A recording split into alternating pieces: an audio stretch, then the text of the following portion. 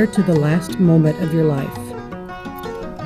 And we will do all we can, not only to help you die peacefully, but also to live until you do.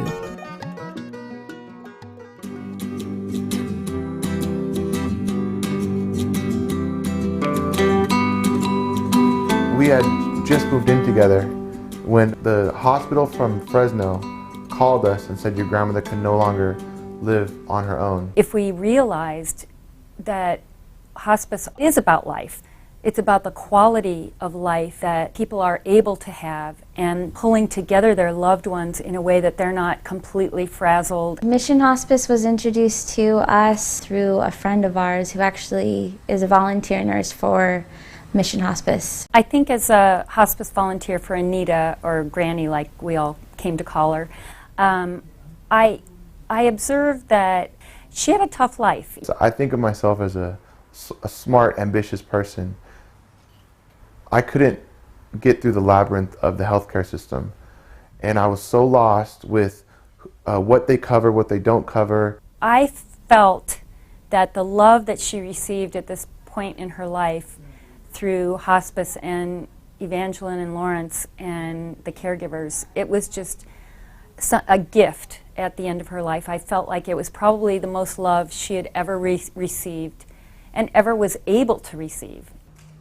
And it was a miracle. It's also helpful if we have family meetings with the different team members. So at least we make sure that we're, the plan of care, which is very important, and that everyone's on the same page. All those medications that she was on were conflicting against one another. And in one swoop, hospice came, Dr. Pasternak in particular, and Amy as well, and totally fixed the situation and put Granny to live her last days in comfort.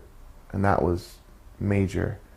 Granny was shown a lot of respect, and that was crucial. Her dignity was still there. This is our Granny's diamond. And they actually planned our engagement Yeah, together. Granny had told me what to do and how to do it and all that. Like all these moments that are so special to us were possible because hospice enabled us to have Granny in our home.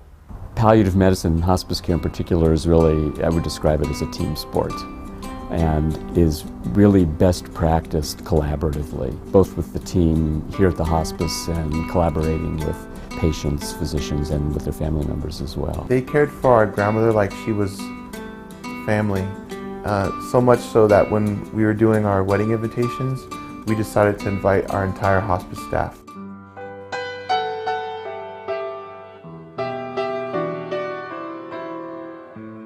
I had the good fortune of being able to treat a number of patients in the home setting and realized that it really felt like my calling was to help patients and families in the home.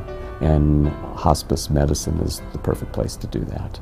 We're still at a size and with a philosophy where the nurses and social workers and chaplains work very closely together. We take very seriously that the family is the unit of care and that people are much more, again, than a diagnosis. Grief doesn't begin with the death. It begins with the terminal prognosis. Len and I were married 62 years. We got married on June 14, 1950. And we met in school.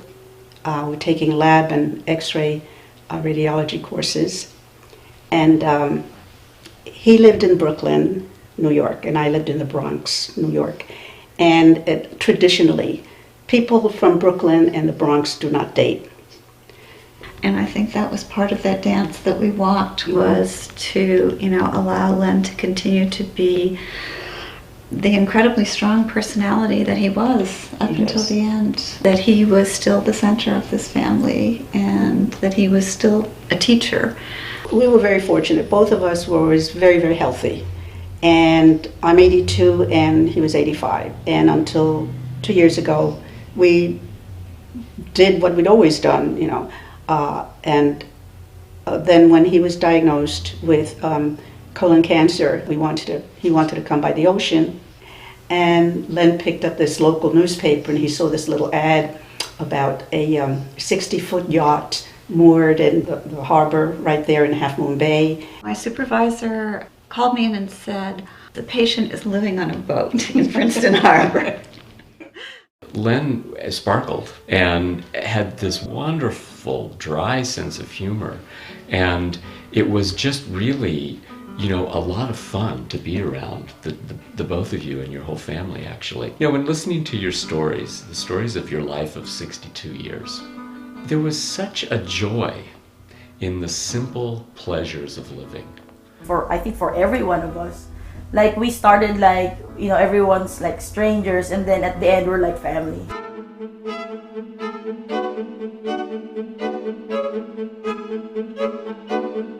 I'm Diane Marcus, and my involvement with Mission Hospice peripherally has been for the last 30 years. My neighbor, Mac Nash, was one of the founders. But more personally, I had the opportunity to have Mission Hospice care for my mother. We get asked as hospice workers how we can do this work. And the simple answer is that we, more often than not, receive much more than we give from doing this work. In that liminal space that we call between this world and the next world, and comfortable and not at all frightened. And so many people think it's a frightening time, but it doesn't have to be. I always knew that that would be how she would want her passing.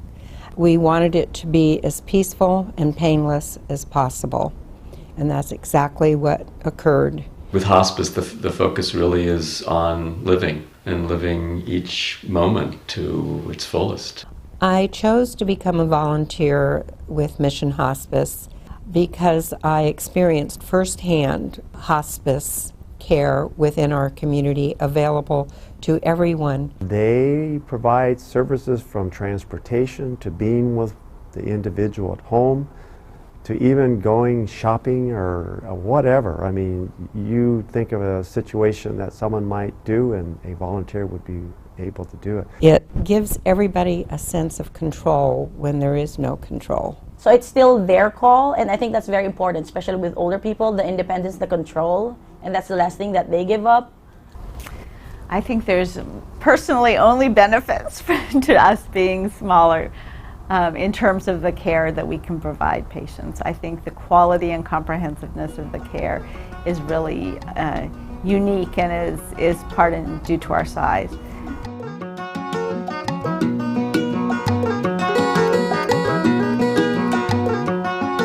In the care that we provide to patients, we bring them a lot of service, compassion, respectful, emotional support, comfort. And we're like the GPS.